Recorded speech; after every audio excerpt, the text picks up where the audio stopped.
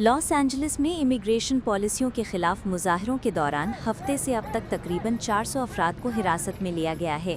आलमी media reports बशमूल BBC news के मुताबिक गिरफ्तार अफराद में 330 गैर दस्तावेजी तारकीन वतन शामिल हैं, जबकि 157 अफराद को पुलिस पर हमला और मुजाहिमत के इल्ज़ामात में हिरासत में लिया गया है।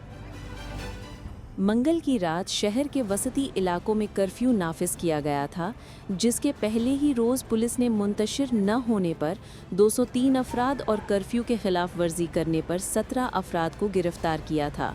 लॉस एंजलिस पुलिस डिपार्टमेंट के मुताबिक कर्फ्यू मंगल की रात 8 बजे से बुध की सुबह 6 बजे तक नाफिज किया गया है। लॉस एंजलिस की मेयर केरन बास ने कहा कि कर्फ्यू पीर की रात शहर के वस्त में लूटमार और तोड़फोड़ के वाक़यात के बाद लगाया गया है। हालांकि दिन के वक्त होने वाले मुजाहरे मजमूई तौर पर पुरअमन रहे हैं। दूसरी जानिब अमरीकी सदर डोनाल्ड ट्रंप ने रियासती क़यादत की मुखालफत के बावजूद लॉस एंजलिस में 4000 नेशनल गार्ड्स और तकरीबन 700 एक्टिव ड्यूटी मरीन्स तैनात कर दिए हैं, जबकि कैलिफोर्निया के गवर्नर गिवन न्यूसम और दीगर मुकामी हुकाम ने इस इक़दाम पर तहफ़्फ़ुज़ात का इजहार किया है।